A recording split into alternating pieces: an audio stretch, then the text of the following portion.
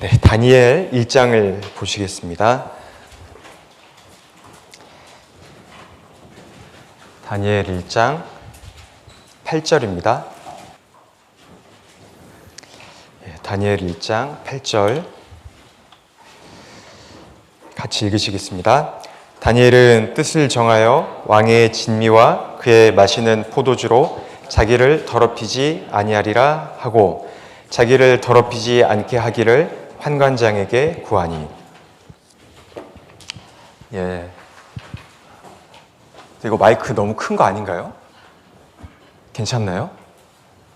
제 목소리가 바꿔달라는 게 아니고 너무 이렇게 크게 들려가지고 굉장히 부담이 되네요. 아니 바꿔달라는 거 아닙니다. 잘 들리면 좋죠. 네. 자기 목소리 들어본 적 있으시죠? 아우, 그러네. 오늘 1장 8절, 여기 이번 과가 뜻을 정한 다니엘인데, 죄송합니다. 안 바꾸셔도 됩니다. 이거 진짜 사운드 좋다고 칭찬하는 건데, 제가 서툴러가지고 표현이 그렇게 됐는데요. 감사합니다. 네. 혹시 오해하실까봐. 여기 다니엘 1장을 보면서 뜻을 정한 다니엘, 이 주제가 굉장히 중요하기도 하고 우리 아이들에게 또 전달도 잘 돼야 되고 우리에게도 큰 교훈을 주는 그런 내용이 분명히 맞는데 이 본문을 가지고 준비를 이렇게 하다 보니까요, 이거 뜻을 정한 다니엘이면 대략 이런 내용이겠구나, 이렇게 해가지고 이런 내용이 전달되면 되겠구나, 뜻을 정하게 도와줘서 하나님 앞에서 귀한 마음을 가질 수 있도록 도와주면 되겠구나, 이렇게 아주 간단하게만 생각을 하고 본문 이것을 이제 공부를 시작을 했는데요. 이거 공부해보면 해볼수록 이런 내용도 있었네, 이런 내용도 있었네 싶은 것들이요 많은 거예요. 제가 이번 준비를 하면서 여태까지 못 봤던 내용들이 한 3가지 정도 제가 발견을 했거든요. 그러면서 아직도 한참 멀었구나, 이거 성경 이거 잘한다고 생각을 한 내용에도 이런 내용들이 아직 담겨 있었구나, 그런 것들 이번에 이 교사 공과를 준비하면서 여기 새로 좀 배웠습니다. 그래서 참 감사가 되고 이런 시간도 허락하신 하나님의 그 은혜에 감사가 되고요.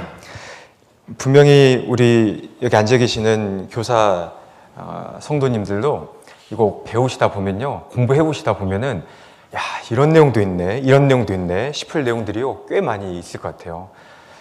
여기 제가 어떤 부분을 이렇게 잘 몰랐다 이런 이야기를 하면은 괜히 그런 거에 좀 강조가 될 수 있으니까 그런 것은 그냥 말씀 안 드리고 쭉 이렇게 생각을 해볼 테니까요. 아무튼 이거 굉장히 좀 대단한 내용들이 많이 담겨 있구나, 그걸 알고 보시면은 좀 대하는 마음이 달라질 것 같습니다. 여기 1장을 보니까 이 다니엘이 진짜 대단한 사람이더라고요. 보통 그런 사람이 아니더라고요. 여기 바벨론 왕이죠. 처음에 이 시기를 보니까 1장 1절에 유다 왕 여호야김이 위에 있은 지 3년에 바벨론 왕 느부갓네살이 예루살렘에 이르러 그것을 에워쌌더니, 그랬는데 당시 왕이 느부갓네살 왕이었는데 잘 아시는 것처럼 몇 번 침공했죠? 3번. 네, 3번 침공했잖아요. 1차, 2차, 3차 남유다 침략을 했는데 1차 때 잡아간 사람들이 다르고 2차 때 잡아간 사람들이 다르고 3차 때 잡아간 사람들이 다르고, 그리고 마지막에 다 잡아간 거는 또 아니죠. 이제 마지막에 잡아갔는데 그 지역에 좀 연약한 사람들, 힘이 없는 사람들, 이런 사람들은 그 지역에 살도록 남겨놨잖아요. 그 생각을 쭉 해보시면은, 그래서 마지막에 예레미야가 남유다 멸망할 거다 쭉 이야기를 하다가 결국은 이제 그 땅에 남겨져 있다가 사람들에게 남아있으라, 이제는 남아있으라 했는데 남유다 사람들이 하나님 뜻이라고 물어봐 놓고 하나님 뜻에 남아있으라고 하니까 하나님 뜻 아니다, 예레미야 너 거짓말하는 거다, 그래가지고 이 사람들을 다 잡아다가 이집트로 도망갔잖아요. 그런 일들이 쭉 진행이 되는 그 과정 중에서 이 다니엘은 첫 번째 침략 때 잡아간 그 사람 중에 한 명이었습니다. 보통 이제 1차 침략을 606년 기원전, 2차 침략을 기원전 597년, 또 3차 침략을 586년 이렇게 이야기를 하는데 뭐 1, 2년 정도는 고대니까 학자에 따라서 헤아리는 그런 연도가 좀 다를 수 있지만 이거 안다는 것도요 대단한 거죠. 연도까지 이렇게 안다는 것이. 우리 고조선이 기원전 2333년에 시작이 됐다고 하는데 뭐 확실한 거는 잘 모르잖아요. 그런데 여기는 기원전 뭐 600년, 500년, 586년 이런 것까지도 다 이렇게 우리가 확인을 해볼 수 있으니까. 그런데 당시에 바벨론이 남유다를 침공을 3번을 했는데 침공을 해서 첫 번째 잡아가고 두 번째 잡아가고 세 번째 잡아갈 때 그 태도가 좀 다르잖아요. 근데 우리가 그 생각을 해볼 수 있는 것이 당시에 바벨론이요 점령국들이 많이 있었는데 이 점령국들을 통치하기 위한 그 전략들을 좀 가지고 있었어요. 잡아가서 이렇게 데려가고 이렇게 막 왕에 먹는 진미를 주고 했던 것들을 과정을 생각을 해보면요. 왜 그렇게까지 했을까 생각을 해보면 이 안에 담겨있는 그 전략이 있습니다. 처음에 그 아수르는 큰 나라였는데 피점령국들이 많이 있었잖아요. 큰 대제국 아래에 있는 피점령국들을 통치하기 위해서 사용했던 방법이 이 나라 사람들을 잡아다가 저 나라에 놓고 저 나라 사람들 잡아다가 이 나라에 놓고 막 이렇게 이주를 막 시켜가지고 힘을 약화시켜서 통치를 했지 않습니까?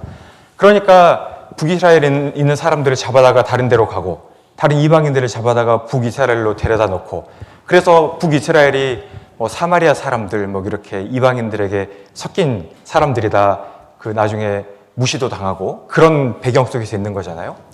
근데 바벨론은 어떤 전략을 이렇게 택했었냐면 그 점령국들이 있지 않습니까?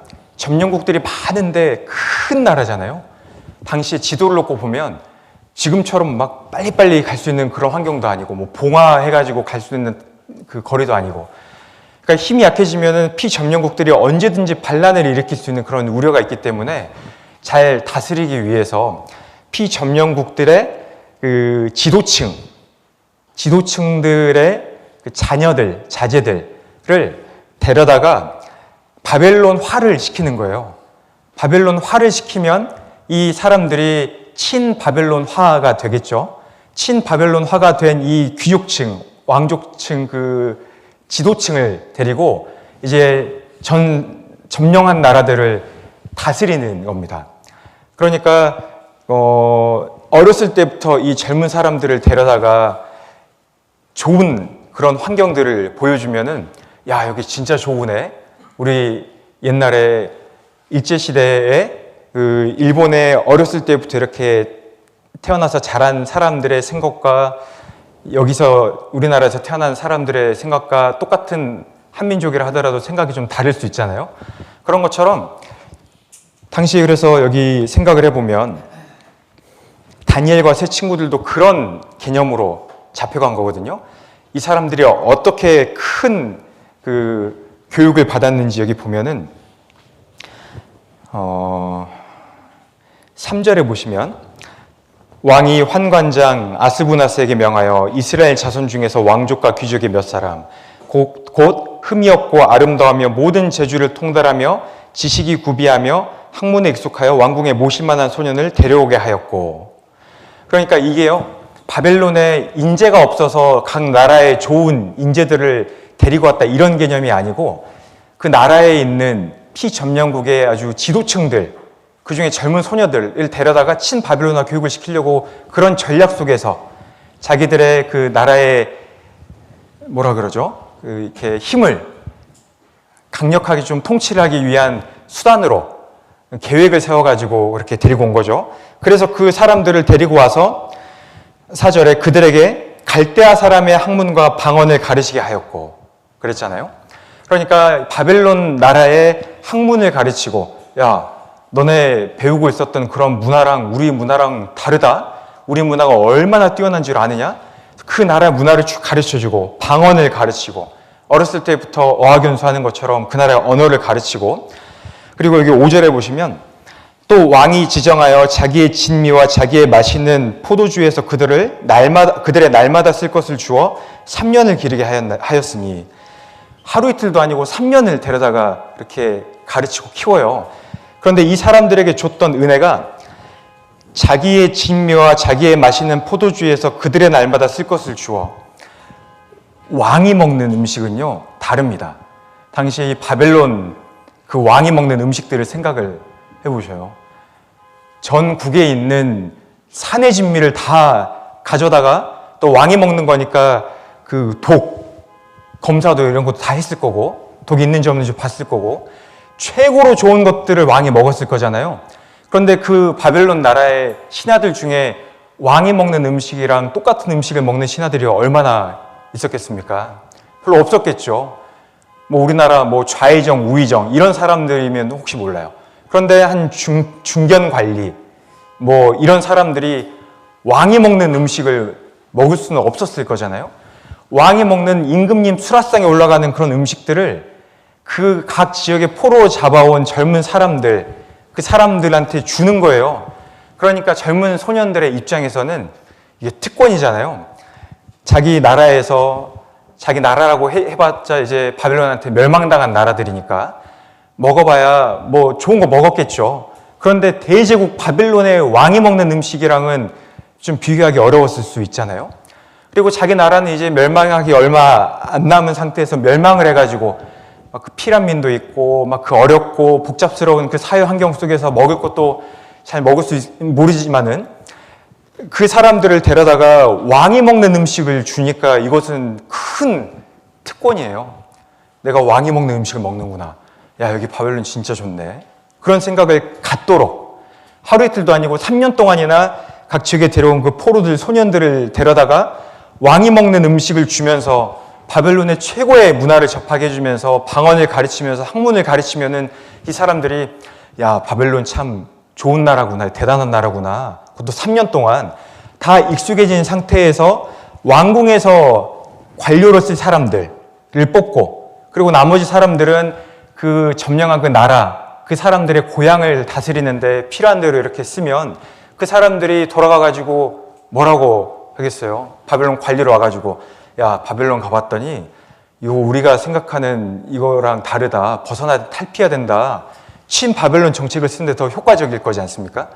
그래서 그런 정책의 일환으로 사용했던 배경 속에서 다니엘이 세 친구들이 신앙을 지켰다. 이렇게 생각을 해보면 그 배경이 조금 더 이해하기 쉽겠죠.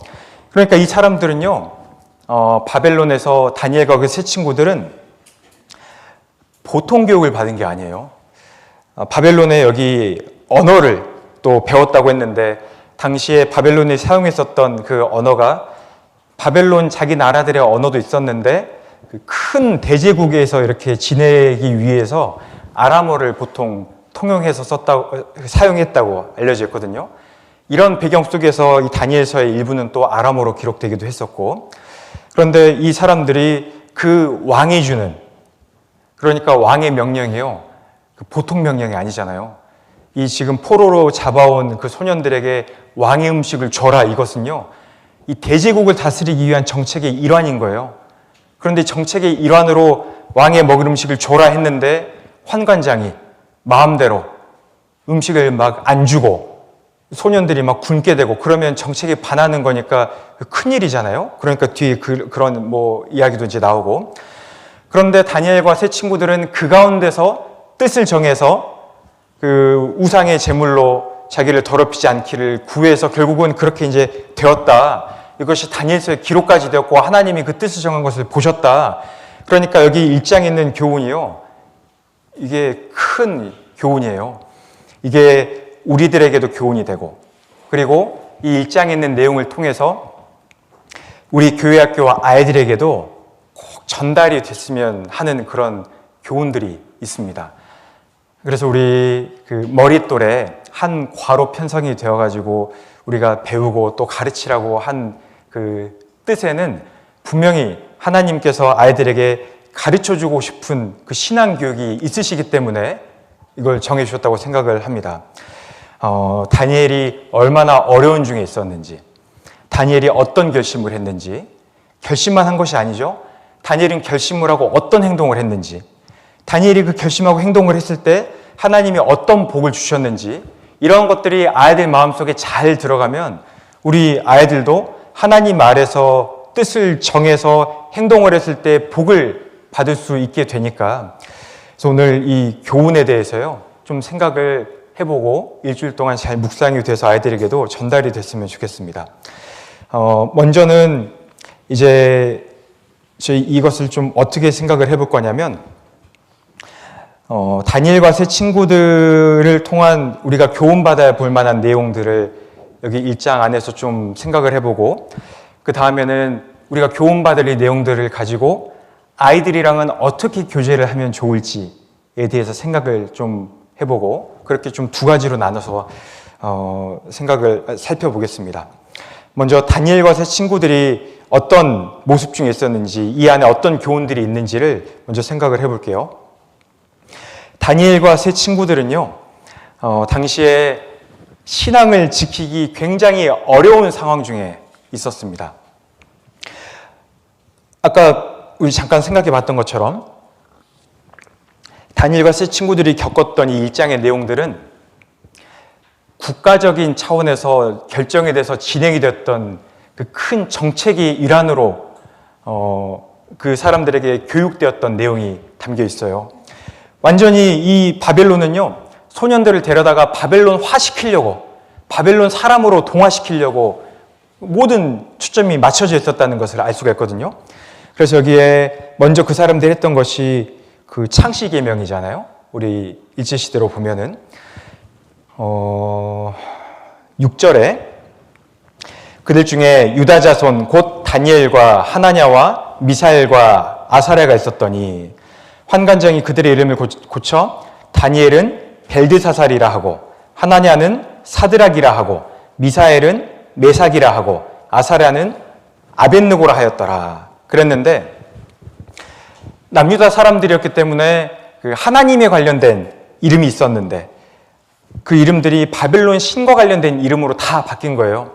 다니엘은 하나님은 나의 심판자이시다 였는데 벨드사살은 그대의 보호자는 벨신이다 로 바뀌었고, 하나냐는 하나님의 사랑을 받는 자였는데 사드락, 태양신에게 배운다라는 이름으로 바뀌었고, 미사엘은 하나님은 은혜로우시다 라는 뜻이었는데 메삭이라는 이름은 욕망의 신과 같은 자 누구냐 이런 이름으로 바뀌었고, 아사랴는 하나님은 나의 도움이시다 라는 뜻이었는데 아벳느고는 너는 느고신의 종이다 이런 이름으로 바뀌었고, 그러니까 야 아사랴 잘 있었니 이렇게 할 때 아사랴야 하나님은 나의 도움이시다, 하나님은 나의 도움이시다 이렇게 불렸는데, 우리로 치면은 뭐 믿음 형제 이렇게 이제 불려 뭐 그런 식이죠.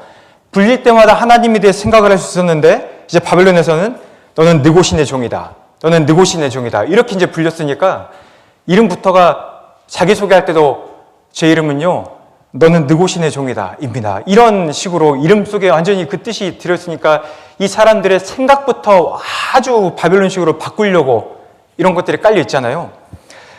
바벨론의 신과 관련된 이름으로 다 이름이 변경이 되었고, 또 바벨론의 문화를 교육을 받았으니까 남유다 문화 속에 있었는데 이제는 3년 동안 계속 우리 수업 시간에 문화, 뭐 역사, 경제 이런 거 배우는 것처럼 바벨론의 관습, 바벨론의 기원, 역사, 뭐 결혼하는 방법, 바벨론의 노래, 바벨론의 춤, 바벨론의 사교 문화 이런 것들도 다 배웠을 거잖아요.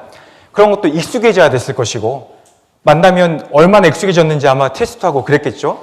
그러니까 포로로 지내는 동안에 완전히 그 머리끝부터 발끝까지 사고를 바벨론식으로 다 뜯어 고치려고 하는 그런 환경 속에 있었어요. 그러니까 얼마나 힘들었겠습니까? 그런데 게다가 그들은 이제 성경학자들이 보니까 한 16살 정도로 추정을 하는데 이제 부모님도 안 계시고 이국 땅에 바벨론 그 최강국 절대 강국의 그 나라에, 그것도 황실에서 수업을 받으려고 계속 그 수업을 받는데 이제 다니엘이 예전에는 남유다했을 때는 훌륭한 선생님들도 있었을 거 아니에요? 하나님에 대해서 가르쳐주는 선생님들도 있었을 텐데 그런 교육의 영향도 하나도 못 받고 하나님에 대한 것은 아예 끊어져 버리고 이 안에서 바벨론 문화를 배워야 됐고 그리고 이제 끌려간 나라 왕이 명한 거잖아요. 왕이 가르치는데 그 왕명을 또 거슬려야 되는 일이잖아요. 16 정도 되니까 몇 학년이죠? 14, 15, 중3 정도잖아요. 중3 정도 되는 우리 교회학교 학생 3명이요. 4명이죠. 끌려가가지고 그런 교육 속에서 그런 환경에 있다고 생각을 해보면요. 이 다니엘과 세 친구들은 대단한 거예요. 그 환경 속에서 그들끼리 뜻을 정했잖아요. 여기 8절에 다니엘은 뜻을 정하여 왕의 진미와 그의 마시는 포도주로 자기를 더럽히지 아니하리라 하고 나는 내가 더럽히지 않아야 되겠다. 당시에 그 고대 근동에 특히 이제 바벨론의 풍습 중에 하나가 보통 사람들이 먹는 음식도 그렇게 했는지는 모르겠어요. 그런데 왕이잖아요. 왕이나 귀족이 먹는 그 음식들은 훌륭한 음식들이잖아요. 그런 음식들은 먼저 신한테 다 제사를 지내고 이렇게 왕이랑 귀족들이 먹었다고 알려져 있거든요. 그 풍습이었다고. 다니엘이 보니까 그런 음식이잖아요. 내가 우상의 제물에 드려졌던 음식으로 나를 더럽히지 않아야 되겠다. 하나님한테 기도하고 여기 나오지는 않지만은 새 친구들도 같이 이제 했다는 것을 뒤에 보니까 알 수 있잖아요. 내 소년에게 하나님이 지식을 얻게 하시고 하니까 마음에 결심을 한 거예요. 내가 이런 왕 먹는 그 음식, 그 진미들로 내가 그 포기한다 하더라도 채식만 먹고 물만 먹는다 하더라도 내 몸을 지켜야 되겠다. 그런 뜻을 정했어요. 자기 나라는 지금 다 망했잖아요. 시드기야 왕은 어떤 꼴을 당했습니까? 시드기야 왕은요, 이제 이후의 일이지만 3차 때지만 이후에 아들들 눈이 다 뽑혔어요. 그리고 이 나라에 끌려왔거든요. 이제 그런 시기에 있는 남유다에서 먹었던 음식인데 이제 포로로 끌려갔는데 왕궁에서 갔더니 아웃백에 나오는 그것도 보통 아웃백 음식이 아니라 그 블랙라벨, 립 막 이런 거 그런 음식들이 막 나온다고 생각을 해보셔요. 그리고 왕의 포도주니까 포도주도 아주 극상품 뭐 포도주가 무슨 맛인지는 잘 모를 수 있지만은 아무튼 와인 좋아하는 사람들 그런 이야기 하잖아요. 아 이거는 좋다 안 좋다. 근데 극상품 포도주가 나오고 그런 음식들이 막 쫙 차려지고 다른 소년들은 다 먹을 거 아니에요? 다 먹어요. 그런데 그거 나는 이거 안 먹고 나는 아웃백에 뭐 블랙립이든 옛날에 빕스, 지금도 빕스 있지만 프리미엄에 나오는 그런 음식들보다는 샐러드, 그 채식, 이런 물 이런 것만 먹어야지 하고 얼마나 했는지도 나오죠? 몇 년 먹었죠? 3년을 그렇게 먹은 거예요. 다이어트도 1, 2주 한 달 하기도 힘든데 3년 동안 이 뜻을 한번 정해가지고 쭉 밀고 나가는 이것을 생각을 해보면요. 다니엘 대단한 사람이잖아요. 그런데 그 어려움 속에서 뜻을 정했는데 뜻을 정한 것만이 다가 아닙니다. 다니엘은요. 뜻을 정한 대로 실제로 행동을 했습니다. 뜻을 정하기만 한 거랑 행동을 한 거랑은 다르죠. 우리도 뜻을 정하기는 얼마나 많이 정해요. 근데 행동으로 옮기려고 하면 그거 어렵잖아요. 내가 내 몸을 더럽히지 않아야 되겠다. 뜻을 정했는데 누구한테 이야기해야 되냐면 환관장한테 이야기를 해야 돼요. 근데 환관장이요. 굉장히 높은 자리였던 것 같아요. 우리 보통 생각하는 그 왕실의 그 내시들의 우두머리 이런 정도가 아니고 왜냐하면 그 환관장 이름 아세요? 환관장 이름? 환관장 이름이 성경에 나오잖아요. 여기 3절에 왕이 환관장 아스부나스에게 명하여 이름이 적힐 정도의 그 인물이잖아요. 그리고 각 지역의 소년들을 데려다가 이렇게 데리고 와라. 그 큰 국가적인 정책을 맡기는데 환관장한테 맡기잖아요. 그리고 이 환관장이요. 나중에 소년들을 다 데려다가 환관장이 맞죠? 느부갓네살한테 데리고 가는데 그 환관장한테 다니엘이 이야기를 하는데 한번 볼게요. 8절에 다니엘은 뜻을 정하여 왕의 진미와 그의 마시는 포도주로 자기를 더럽히지 아니하리라 하고 자기를 더럽히지 않게 하기를 환관장에게 구하니. 그런데 환관장이 그냥 보통 관리가 아닙니다. 왜냐하면 여기 보시면 환관장이라고 나오는데, 그런데 여기 뒤에 11절에 보시면 환관장이 세워 다니엘과 하나냐와 미사엘과 아사랴를 감독하게 한 자에게 다니엘이 말하되, 환관장이 직접 매번 다니엘을 관리한 게 아니잖아요. 환관장이요, 감독하게 한 자가 있었어요. 다니엘과 세 친구들을 감독할 사람을 세운 겁니다.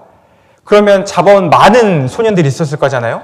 다니엘과 세 친구들을 감독하는 그 사람, 또 다른 사람들을 감독하는 사람, 감독자들을 세워가지고 그 사람들을 총괄할 정도의 위치에 있었던 사람이에요. 그 사람한테 다니엘이 가가지고 이야기를 하잖아요. 제가 이렇게 이야기를 하는데,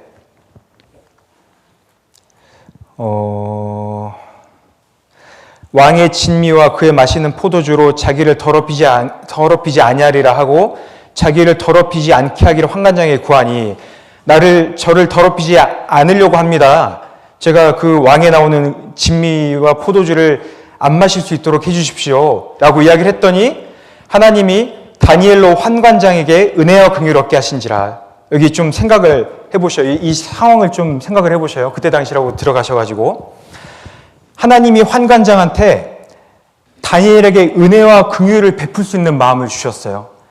다니엘이 환관장한테 이렇게 해주십시오라고 청했더니 환관장이 다니엘에게 대번에 너 지금 무슨 소리냐? 큰일 날 소리 하고 있네. 너 감히 그런 이야기를 해? 이렇게 이야기를 안 하고 이렇게 이야기를 하잖아요. 10절에 환관장이 다니엘에게 이르되 내가 내 주 왕을 두려워하노라. 그가 너희 먹을 것과 너희 마실 것을 지정하셨거늘 너희의 얼굴이 초췌하여 동무 소년들만 못한 것을 그로 보시게 할 것이 무엇이냐. 그렇게 되면 너희 까닭에 내 머리가 왕 앞에서 위태하게 되리라 하니라. 이렇게까지 설명을 하잖아요. 마음속에 다니엘과 세 친구들에 대한 여기 하나님께서 은혜와 긍휼을 얻게 하신지라. 그 번역에 보면 이 긍휼이라는 단어가 부모가 자녀에게 느끼는 그런 마음을 표현한 거라고 또 그런 번역이 되어 있던데, 은혜와 긍휼을 얻게 해가지고 그 마음에요, 이제 내가 너희 이야기를 들어주고 싶은데, 그런데 내가 내 주 왕을 두려워한다. 너 느부갓네살 왕이 얼마나 무서운 왕인지 아느냐. 내가 내 주 왕을 두려워한다. 그 왕이 나한테 이야기한 거다. 왕명이다 이것은. 그런데 너희 얼굴이 초췌하여 동무 소년들만 못한 것을 그로 보시게 할 것이 무엇이냐. 지금 이 소년들을 데려다가 좋은 음식 먹여가지고요, 바벨론화를 시켜야 되는 거예요. 그런데 왕 앞에 가봤더니 이 소년들이 얼굴이 안 좋아요. 왕이 무슨 일이냐 하고 봤더니 환관장이 자기 마음대로 왕이 명령을 해가지고 왕이 먹는 진미와 포도주를 주러 갔는데 마음대로 그것을 제하여버리고 채식만 줬어요. 너 이놈 환관장, 네 마음대로 내가 명한 것을 끊어? 내가 무슨 뜻을 한 건 줄 알고? 이렇게 나오면 이제 그렇게 되면 너희 까닭에 내 머리가 왕 앞에서 위태하게 되리라. 관직만 빼앗기는 게 아니라 죽을 수도 있다. 지금 그 이야기잖아요. 그런데 이렇게 부드럽게 이야기를 했는데 이 다니엘이요, 한 번 이야기한 다음에 이게 거절당했지 않습니까? 거절당하니까 포기 안 했어요. 이 다니엘이 진짜 대단한 사람이에요. 환관장한테 이야기를 했는데, 여기 우리 중3 학생이 이야기했는데 그 나라의 왕이 명한 그 환관장이 안 된다 이렇게 이야기를 했어요. 그러면은 어떻게 할까요? 우리 같으면은 할 만큼 했는데 간 떨어질 뻔했네. 그래서 저렇게 부드럽게 이야기해 주니까 고맙다. 이제 어떻게 하지? 그래도 할 만큼 했는데 하고 하나님의 기도를 하겠죠. 그런데 다니엘은요, 여기 뒤에 보시면 11절에 환관장이 세워 다니엘과 하나냐와 미사엘과 아사랴를 감독한 자에게 다니엘이 말하되, 이제 환관장한테 이야기한 게 아니고 환관장이 또 다니엘과 세 친구들을 감독하게 세운 거, 감독관이 또 있어요.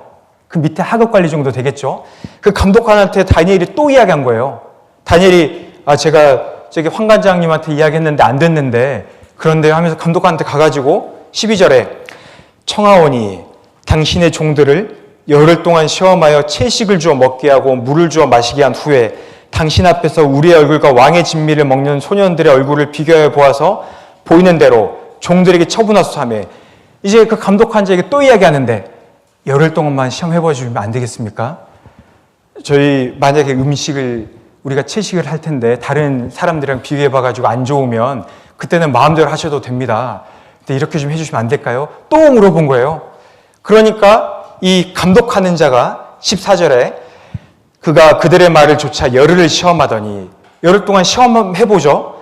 그 다음에 15절에 열흘 후에 그들의 얼굴이 더욱 아름답고 살이 더욱 윤택하여 왕의 진미를 먹는 모든 소년보다 나아 보인지라. 그러므로 감독하는 자가 그들에게 분정된 진미와 마실 포도주를 취하고 채식을 주니라. 이게 감독하는 자가요, 시험을 해봤더니 진짜 얼굴이 더 좋은 거예요. 그러니까 환관장이 아니고 감독하는 자가 그들에게 분정된 왕의 진미와 포도주를 빼고 채식을 준 거예요. 결국은 다니엘이 얻어냈잖아요. 이 몸을 이렇게 지키는 것으로. 그런데 이 내용을 보면은, 그러면 환관장도 못한 일을 감독하는 자가 마음대로 제했을까? 이제 이런 의문이 들잖아요. 그래서 성경학자들은 감독하는 자가 자기 마음대로 감히 왕명인데 마음대로 제했을 리가 없다. 환관장이랑 의논이 돼서 환관장이 묵인이 있었든지 환관장이 허락을 해줬든지 아무튼 환관장이 아는 범위 아래에서 이렇게 행동을 했을 거다, 그렇게 이야기를 하는데 그럴 거라고 생각을 해요. 타당하잖아요. 그러니까 환관장도 처음에는 이렇게 마음이 있었는데 참아 못 해줬는데 다니엘이 또 감독하는 자한테 하니까 에이 그럼 그렇게 하라고 해라 뭐 이렇게 했든지, 아무튼 모르지만 안 나와 있으니까 또 동의를 얻어서 했을 거라고 생각을 하는데, 그렇게 해서 채식을 먹게 되었는데 그걸 3년 동안 쭉 그렇게 해가지고 나중에 다시 왕 앞에 갈 때는 감독하는 자가 데리고 간 게 아니라 이제는 환관장이 또 데리고 가죠. 여기 18절에 왕의 명한 바 그들을 불러들일 기한이 찼으므로 환관장이 그들을 데리고 느부갓네살 앞으로 들어갔더니, 이제 그들을 불러들일 기한, 아까 3년이라고 했는데 3년의 기한이 다 차니까 이제 환관장이 책임 맡은 소년들을 다 데려다가 왕 앞으로 데리고 가서 보여주는 모습이 나옵니다. 이제 왕이 다니엘과 세 친구들을 보고 대화를 해봤더니 이 모든 소년들 중에 다니엘과 세 친구들 같은 사람이 없으니까 이 사람들은 특별히 왕실 관리로 쓰고, 다른 사람들은 뭐 지역을 다스리는데 또 관료로 사용을 했겠죠. 그래서 다니엘은 뜻을 정했다. 뜻을 정하기만 한 것이 아니고 뜻을 정한 대로 또 실행을 하였다. 실행을 하는데 보통 실행한 게 아니라 끈기를 가지고 실행을 했고, 그리고 실행을 할 때 막무가내로 실행한 게 아니고 지혜롭게 이야기를 했잖아요. 지혜롭게 또 실행을 했고, 또 실행을 한 것이 잠깐 한 것이 아니고 작심삼일로 끝난 게 아니라 실행을 했는데 3년 동안이나 지속적으로 실행을 하였다. 이런 교훈들이 이 1장 안에서 얻어질 수가 있습니다. 그러니까 이것만 가지고도 아마 주일 설교 1시간 반도 충분히 하고도 남을 내용들이 담겨 있는 것 같아요. 내용이 굉장히 많은데, 그런데 여기 보면 그 뜻을 정한 다니엘에게 하나님 주시는 복도 나와 있죠. 하나님이 주시는 복. 하나님께서는 감독하는 사람의 마음을 움직여 주셨습니다. 환관장의 마음도 움직여 주셨고, 그래서 아까 여기 9절에 하나님이 다니엘로 환관장에게 은혜와 긍휼을 얻게 하신지라. 사람의 마음을 움직여 주셨습니다. 그러니까 우리 이렇게 할 때에도 회사에서 뭐 직장생활도 하실 테니까, 아니면 가족관계에서 뭐 명절이나 뭐 이렇게 될 때 부모님이나 시부모님이나 뭐 이렇게 처가나 전도해야 되는데, 전도 이렇게 하는 중에 사람들과 이렇게 만날 때 전도해야지 뜻을 정하고 전도를 했는데 그분들이 해줬어요. 원하는 대로 나에게 해줬습니다. 그러면 다행히 됐다. 어쩌다 보니까 됐다. 이렇게 사회적인 것만으로, 환경적인 것만으로 볼 게 아니고 그 뒤에 하나님이 움직이신 게 맞잖아요.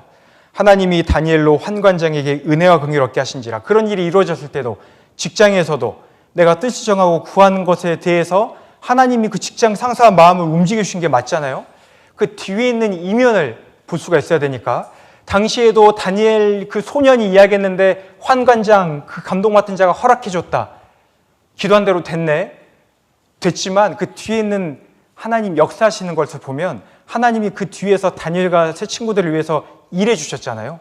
사람 마음을 바꿔주셨고 복을 주셨고, 그리고 그 육신적으로도 이 건강과 모습이 다른 소년들보다도 더 나아 보일 수 있도록 실제로 건강도 더 주시고, 또 다니엘이 구하는 대로 신앙을 지킬 수 있는 그런 그 상황도 주시고, 술자리에 갔는데 이번에 또 술 주면 어떡하지? 이번에 또 어떻게 거절하지? 지난번에 그 상사였던 사람한테는 이미 다 훈련이 돼가지고 그 사람 나 안 주는데 상사가 바뀌었네 하고 다시 시작해야 되네. 어떡하지?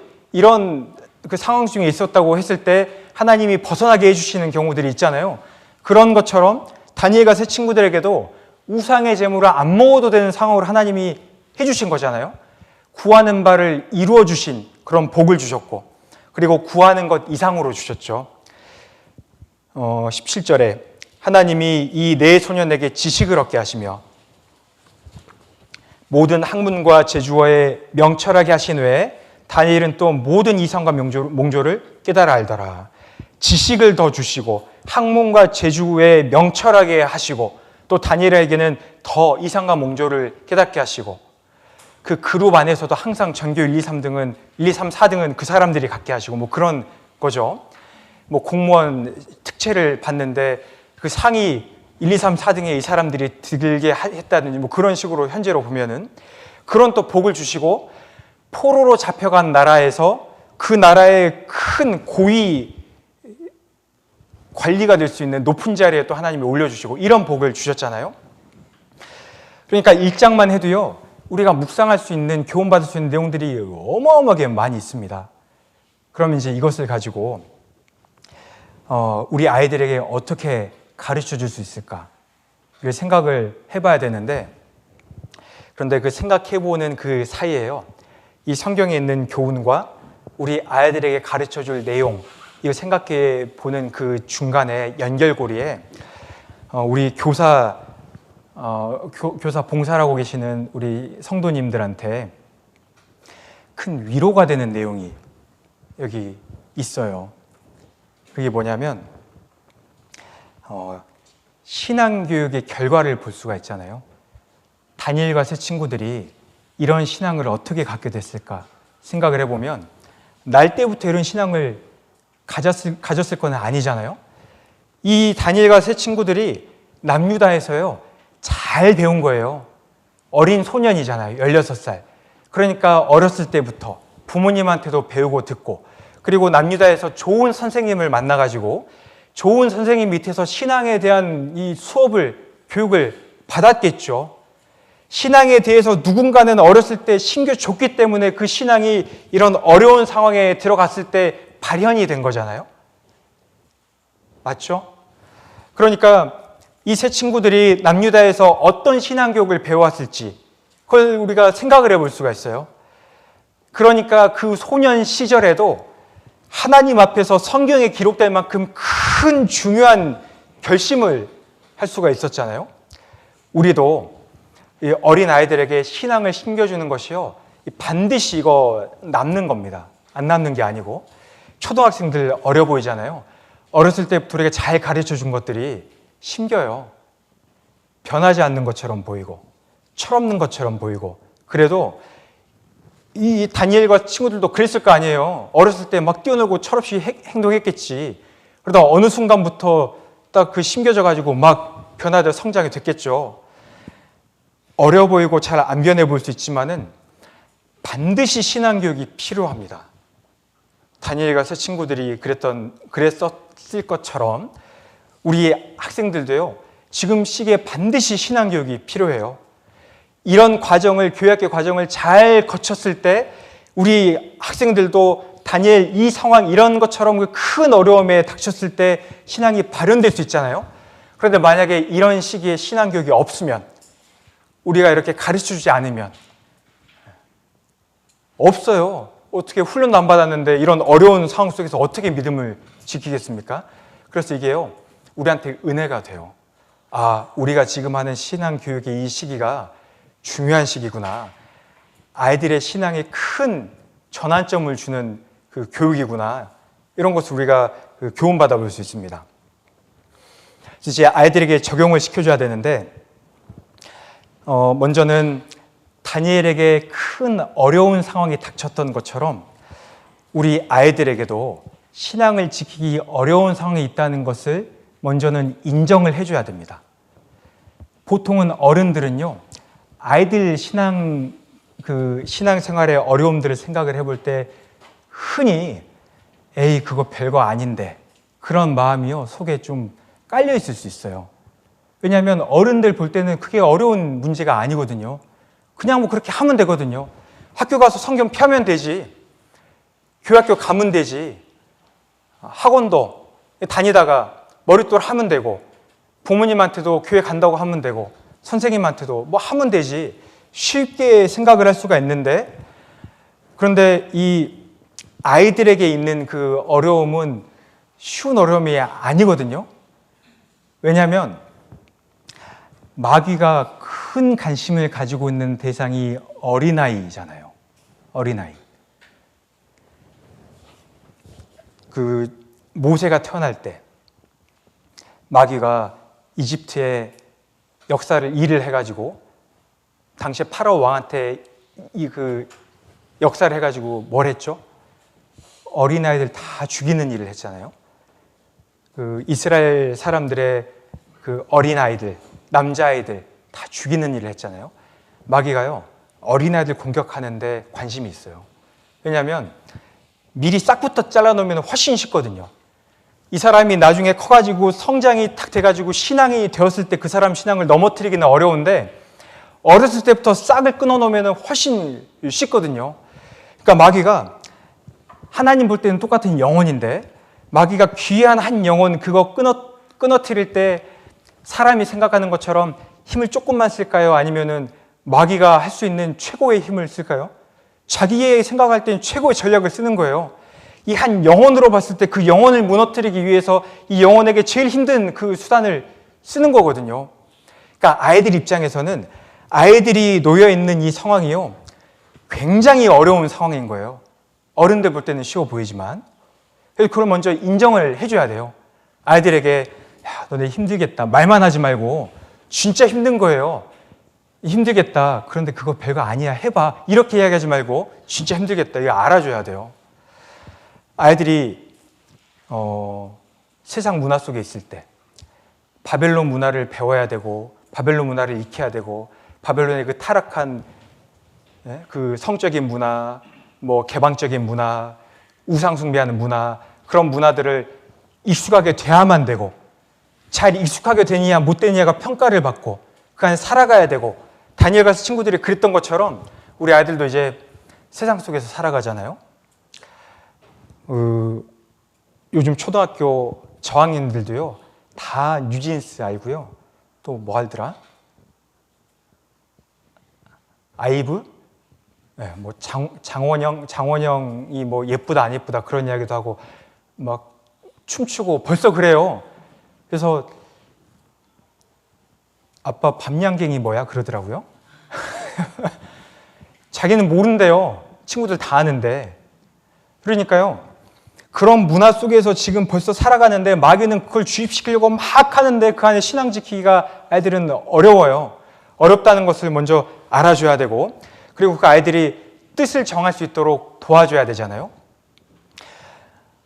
제가 개인적으로 교회학교에 있을 때, 교사로 말고 학생으로 있을 때, 제가 7살 때부터 우리 교회를 다녔거든요. 그러니까 이제 학생 때, 교회학교 있을 때, 학생 시절에 그때 그 위로가 됐던 내용 중에 하나가 이 다니엘 내용이었어요. 공감하시는 분들도 많이 계시겠지만은, 야, 어렸을 때 하나님 앞에 다니엘이 결심을 했는데 그게 성경에 실릴 정도의 결심이었구나. 그게 저한테 그 큰 교훈이 은혜가 돼가지고 학생 시절에 하나님 앞에 세운 그 뜻도 하나님 귀하게 보시는구나. 그런 은혜가 많이 됐거든요.